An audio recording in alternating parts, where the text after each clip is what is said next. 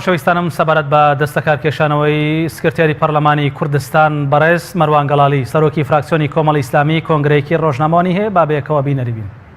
ئەمڕۆی پەرلەمانی کوردستان لەسەر بڕیارەکانی ئەنجومەنی نوێنەرانی عێراق و حکومەتی فیدرال دژی خەڵکی کوردستان وەکو فراکسیۆنی کۆمەڵی ئیسلامی ڕای دەگەیەنین چۆن لەگەڵ سەربەخۆیی کوردستان بووین سەرەڕای ئەوەی تێبینی و ڕەخنەکانمان لە میکانیزم و وادەی ئەنجامدانی ریفراندۆم گوێی لێ نەگیرا و پرسی ریفراندۆمیش نەهێنرایە پەرلەمانی کوردستان.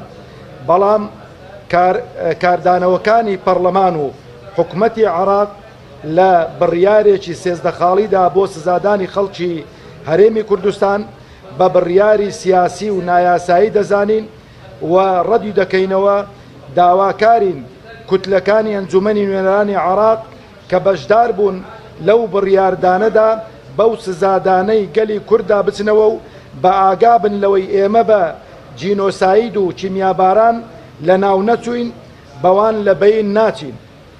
لە ناو خۆشدا چاوەڕوانی یەکریزی زیاتری لایەنەکان و باشکردنی بژێوی خەڵکی کوردستان دەکەین کە چەندین میحنەتی کەوتۆتە سەربەهۆی قەیرانی دارایی و بڕینی موچە. ئەمەش ئەو سزایەیە کە بە بڕیارەکانی حکومەتی هەرێم کەوتۆتە سەرشانی خەڵکی هەرێمی کوردستان.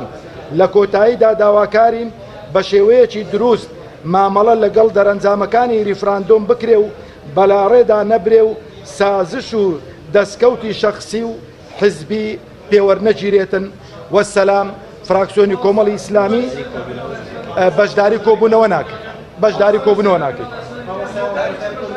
بەشداری کۆبوونەوە ناکەین کاکەس تاوەکو ئەو وەزعە هەموو فراکسیۆنەکانی پەرلەمانی کوردستان بەشدار نەبن لە کۆبوونەوەکان فراکسیۆنی کۆمەڵی ئیسلامی بەشدار نابێتن و خوازیارم بە زووترین کات لایەنە سیاسیەکان ئێتیفاقی سیاسی لە نێوان خۆیان دابکەن و ئەو وەزعە تەمومژاویە کۆتایی پێبینن ئەو کاتەی بە دەستەیەکی سەرۆکایەتی نوێ جاچ بەڕێز کاک دکتۆر یوسف بێتەوە لەگەڵ ئەو دوو بەڕێزەی دیکە فراکسیۆنی کۆمەڵی ئیسلامی شان بەشانی فراکسیۆنەکانی دیکە فراکسیۆنی گۆڕان و فراکسیۆنەکانی دیکە بەشداری دەبێتن دەناتا وەزعی سیاسی هەرێمی کوردستان بەو ئاقارەدا بڕوە ئێمە بایکۆتی دانیشتەکان دەکەین و دەستان خۆش بێت.